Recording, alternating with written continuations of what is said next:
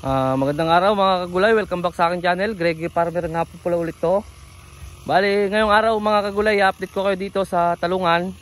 14 days na siya mga kagulay. Saka mag-aabon na rin doon mga kagulay. Kung mapapansin nyo, may maingay din doon. Nag-grass cutter din mga kagulay. Kasi kung matatandaan nyo, damo-damo to nung nakaraan mga kagulay. Kung natatandaan nyo yung mga huling upload ko, damo-damo yan. Ngayon nag-grass cutter na siya mga kagulay. Maganda na siyang tignan. Ayan. Ayun, salitan kami doon sa grass cutter mga kagulay para matapos na. Kasi kagahapon lang nag-umpisa itong grass cutteran mga kagulay. Gawa nga ng nabisi pa ako, kumuha pa, may marami pa akong nasikaso mga kagulay. Kaya kagahapon lang na grass cutter talaga to. May mga pinuntahan tayo mga kagulay. Ayan, bali may nag-aabono doon. Bali pangatlong abono mga kagulay, 2 weeks. 2 weeks na siya mga kagulay. Kaya ano nyo siguro bakit pangatlong abono 2 weeks pa lang mga kagulay. Di ba nga nung naiano ko sa mga vlog ko mga kagulay, 3 days after transplant abono kagad ng calcium nitrate, tapos bilang ulit ng 4 na araw calcium nitrate ulit mga kagulay. Tapos pagkatapos nun weekly na siya mga kagulay. Ang gamit kong abono ay yung hindi na calcium nitrate, yung omega na ng Agronica product mga kagulay. Omega siya. Ayan siya mga kagulay, 2 weeks na siya mga kagulay yan.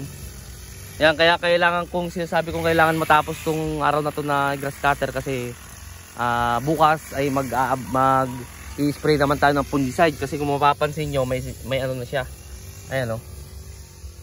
Ayan, kailangan nating agapan yung mga ganyan mga kagulay. Kaya nagkaganyan yan, siyempre yung mga talsik ng ng grass cutter. Siyempre di natin alam kung may fungus yun, kaya pinapatapos kagad to. Kaya tatapusin namin kagad to ng maghapon para bukas ng umaga ay mag-i-spray naman kami ng fungicide. Kung tatanungin nyo mga kagulay kung anong gamit kong fungicide, yung pa rin mga kagulay, yung Magica ng Agronica product. Kaya Agronica baka naman laging na po-promote yung nyo dito, product ninyo sa channel ko. Ayan. Ayan siya mga kagulay. Titignan natin yung abono mga kagulay. Yung inaabono nila doon, papakita ko sa inyo. Yung drip di pa naayos mga kagulay, wala pa kasi yung may-ari nito talagang tong lupa na to. Kaya ang gusto ko nandito siya kapag inano na talaga to para makita niya talaga. Baka next week siguro mga kagulay. Pero yun nga, nakaabang naman, nakita nyo naman, nakaabang na yung drip hose, drip tape, yung tawagin niya, nakaabang na siya dyan mga kagulay. Yung main hose na lang talaga ang hinihintay, at saka yung filter, kasi dito ipapadaan lahat ng abono ng mga kagulay. Kung ngayon nakikita nyo na mano-mano pa yung abono, sa susunod pag naano na tong drip hose natin, na na tong ay doon na lahat ipapadaan mga kagulay dito sa house na to mga kagulay.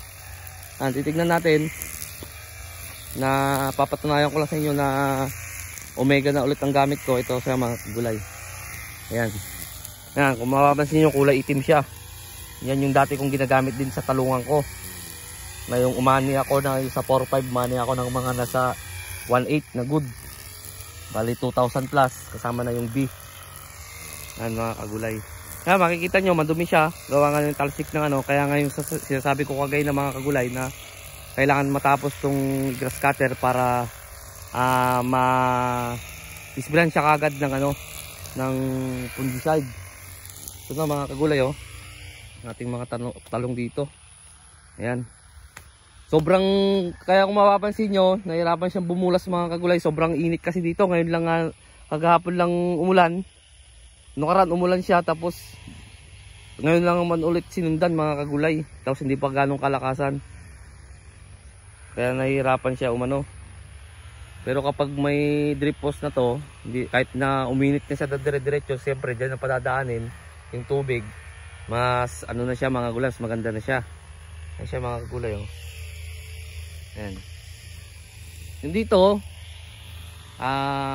nakakuha ko ng pangalan nito, pang hulip. Kaya kung mapapansin nyo, may mga ganyan marami talaga siyang namatay. Yung mga nakikita yung ganyan na sa ibabaw, ito buhay yan nung karampang yan. Ito yan yung mga kagahapon lang naming hinulipan dyan mga kagulay.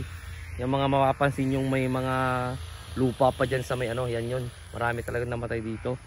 Buti nga, nagagawan lang ng paraan, nakakuha kami doon.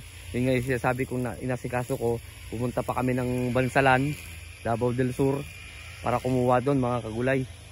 Kaya kagahapon, yan ang pinagawa ko doon sa mga tao, nagpahulip. Wala naman, lang nakukuha pa ako ng tao. May tao naman dito na mag-ano ng ampalaya. Yung muna ang pinagawa ko mga kagulay. Yung anong yan, yung paghuhulip dito mga kagulay. So ayun mga kagulay, in-update ko lang kayo dito. Bali 2 weeks na to mga kagulay, 14 days.